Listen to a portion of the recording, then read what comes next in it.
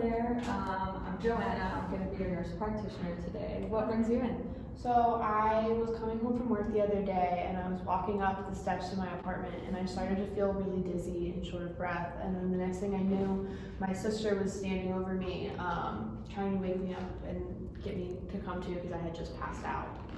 Okay.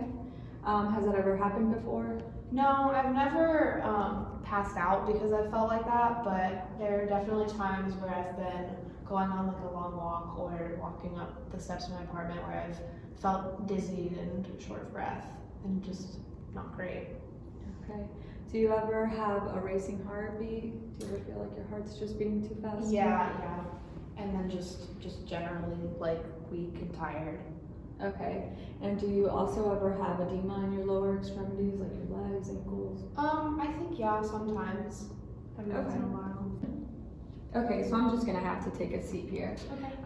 So certain risk factors for pulmonary hypertension include smoking or obesity. There's also drugs, toxins, or connective tissue diseases, and certain infections like HIV. Yeah, so I've been overweight for most of my adult life, and then I've been a smoker for about the past 20 years, so I think that some of those might affect what's happening here. Okay. So Carol, I'm gonna run some labs. So first I'm gonna run an ABG, which is an arterial blood gas test. So that's just gonna let me know how much oxygen, what the oxygen levels are like in your blood.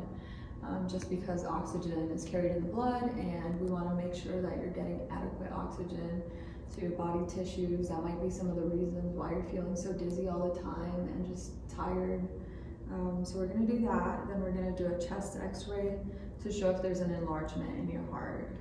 Can you explain what that means a little bit more? Yeah, so when there's increased hypertension in your pulmonary vessels, your heart has to work harder and faster to overcome that pressure. So over time, your heart just, the muscle just gets bigger. So that's okay for your regular muscles, but when your heart does it, it's kind of detrimental because it eventually doesn't work and you can't pump the same amount of blood. Eventually over time, it'll just get weaker and weaker. Mm-hmm. So we're gonna do the chest x-ray for that, and that'll just kind of confirm that, you know, the pulmonary hypertension is causing an enlargement of your heart. Also, I'm gonna do a ventilation perfusion scan, and that's just looking for any blood clots. And I'm also doing a pulmonary function test that can evaluate for other pulmonary conditions like COPD, where we can rule out other conditions. Okay. Does that sound okay? Yeah, but can you, with the blood clot and the ventilation perfusion, can you explain why I guess that would be a problem? Yeah, so if you have a blood clot in your lungs, that would just sort of make it harder for you for the blood to get oxygen, and you know, so it's just sort of like there's something blocking that vessel and you're not able to get the same amount of oxygen to your lungs. Okay, yes. Thank you. That makes sense. Thank you for your explanation. You're welcome. So I'm gonna go run those tests and I'll be back. Okay. Many unbearable hours later. Hi Carol, I'm back. So it turns out you do have pulmonary hypertension. So basically, like I was explaining earlier, you have blood vessel constricting, and also the smooth muscle in your heart is also proliferating and just growing, which is enlarging your right chamber. So this causes high pressure in the vessels that cause damage to the lungs and cause swelling. The continuous high pressure makes it harder for the vessels to dilate and can cause irreversible damage. So this does have a hereditary component. Do any of your other family members have pulmonary hypertension that you know of? I'm not sure about pulmonary hypertension, but I know our dad had some issues with stuff like this before he passed a couple years ago. Okay. So we're gonna run some genetic tests, and if you test positive, we might ask that other family members get tested as well, like you. Do you have any questions for me? Yeah, well, I mean, in this situation, like, I was there when she fell and she passed out, but in the future, I'm not always gonna be there. She works a 9-to-5 job. She has 3 kids. Like, I'm very worried for her. So it's like, what can I do? Like, what can we do about that? I can understand how that would be very worrisome. I know you care about her and you want to be there for her, Yeah. but life is life. So what we're going to try to do is get all the symptoms under control. We're going to try to manage it. So we'll work through that. And any other concerns? And then because I do work, I guess a 9-to-5 job, I'm a little bit worried about getting to and from any appointments that I need to go to, especially with my 3 kids. I'm always carting them around, and I just don't understand, how I'm going to be able to fit this into my daily life and my hectic schedule. And she lives like about 40-50 minutes away from the hospital too. Okay. So it's a drive. Oh yeah, I can see how that would be stressful. So I'm gonna refer you to a social worker and see what we can figure out. I'm sure that we can schedule all of your appointments on the same day so that you don't have to constantly come back and forth for every appointment. So I'll definitely get you some resources. And then would that also be a resource that I could maybe use? Because I'm a little bit worried about how my insurance is going to cover this, and even if my insurance is going to cover any of the services that I need. Because again, I do have 3 kids, and that can be kind of expensive, which is why I work so much. So I'm a little bit just worried about how I'm going to pay for this.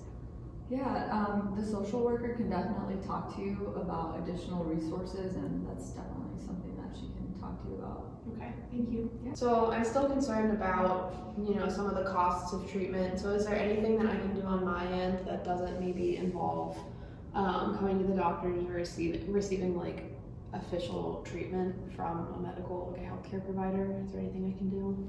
Yeah, there's a number of things you can do. So I know you mentioned you were a smoker. Can you talk to me a little bit more about that? Yeah, I started smoking when I was in high school just because a lot of my friends were doing it, and I wanted to do it too because why not? All of my friends were.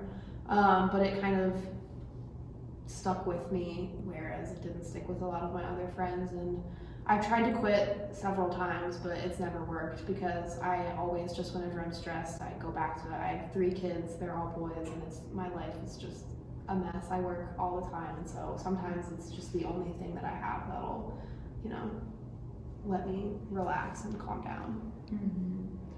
And how did you try to quit? What are some things that you tried? I tried doing some of those like plans where you can like kind of wean yourself off of it, and then I also tried the like nicotine gum, but it nothing stuck for me. Okay, well I think that's definitely something that we can work on. You want to stop smoking, that will definitely help and make you feel better. So we can try to work with that. You can try doing some dietary changes. I know you're a little overweight right now, and you also said you had a hard time controlling that growing up. So have you ever seen a dietitian before? No, I've done some of the like fad diets online, but I've never met with like an actual expert to kind of help me with that. So I think that might be nice to do. Okay, yeah, we'll definitely recommend you to a dietitian, and these are just some things you can work on for now that will definitely help. So yeah, do you have any other concerns?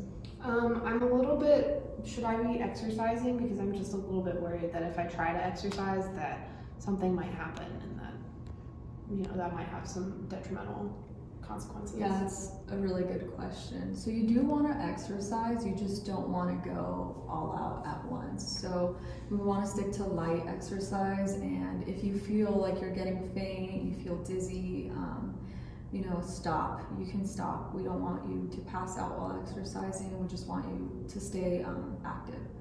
So, okay, that makes sense. Do you have any questions? Yeah, so I definitely want to support my sister. So is there anything I can do as well to like help her in her journey? yeah, so I think just supporting her is really good. I see that you really care about her. I can also recommend some support groups. It really helps because I know it's going to get tough, and it does get tough. You're trying to make it to all these appointments, you have financial burdens, and so I would definitely recommend that you guys join a support group. So think about it. Okay, that sounds good. Thank you for all your help. You're welcome. Thank you so much.